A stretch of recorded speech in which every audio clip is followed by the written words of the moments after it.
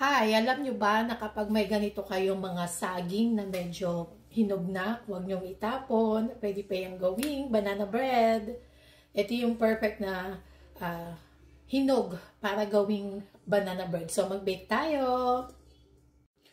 So, ito, tignan natin kung gaano kahinog itong ating mga bananas o saging. Ayan.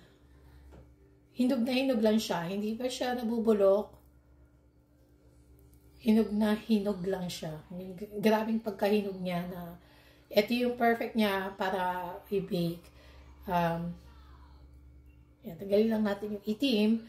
Tapos okay na. Ito yung matamis na saging na talagang sadya para gawing banana bread. Kaya pag may mga ganito kayong saging, huwag niyong itapon.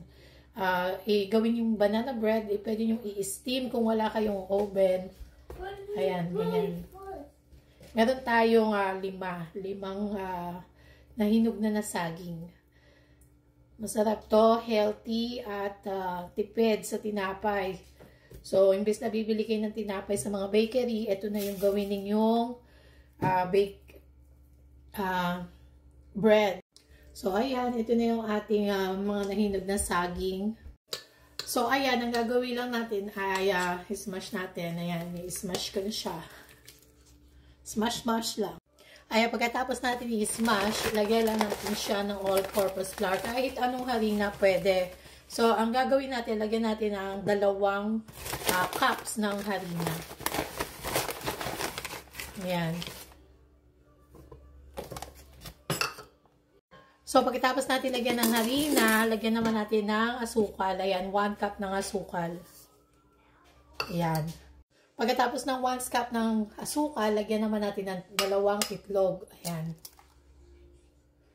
2 puting itlog. Tapos haluin natin. Ayan. Ayan. Konting halo lang. Tapos lagyan na natin sa ating bowl. Ayan. Nahalo na siya. Nahalo na siya na ilagay ko na yung itlog. Pagkatapos nung itlog, lagay natin ng baking powder. Pwedeng baking soda, pero nalagay ko baking powder. Ayan, 1 teaspoon lang naman. Ayan. Pagkatapos ng baking powder o baking soda na inyong nilagay, lagyan na natin ng vanilla extract. Ayan, 1 teaspoon, pero medyo dinamihan ko kasi gusto ko yung vanilla. Pagkatapos ng vanilla extract, ito, lagyan naman natin ng milk. Ito yung milk sa Canada, nakalagay sa plastic at container o pichel. Ayan, konting milk lang, ilagay na natin sa ating bowl. Ayan, halo-halo. Halo-halo na sila dyan. Mamaya haluin natin ng mixer. So, pagkatapos ng gatas, ito, ilalagay na natin yung isang 1 stick ng butter. Ayan, medyo malambot na siya. Yun ang ilalagay din nyo para mas masarap. Ayan. Ayan. So, ayan, habang pinahalo natin sa ating mixer, yung mixture, ilalagay na natin itong banana bread loaf. So, ayan, after natin na mix na sa ating mixer, ito, ilalagay na natin sa ating banana bread loaf. Ayan na siya. Ayan, kung wala kayong oven, pwede nyo itong i-steam. At kung i-oven nyo naman, kailangan nyo ng 350 degrees Celsius. Ayan.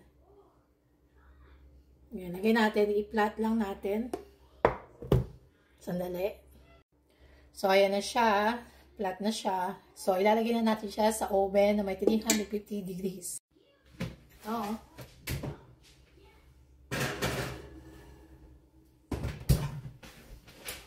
At magantay lang tayo ng 60 to 65 minutes. Hi guys! Ito na, gawa na yung ating banana bread. Try nyo na sa inyong mga bahay. Looks delicious. Thank you for watching!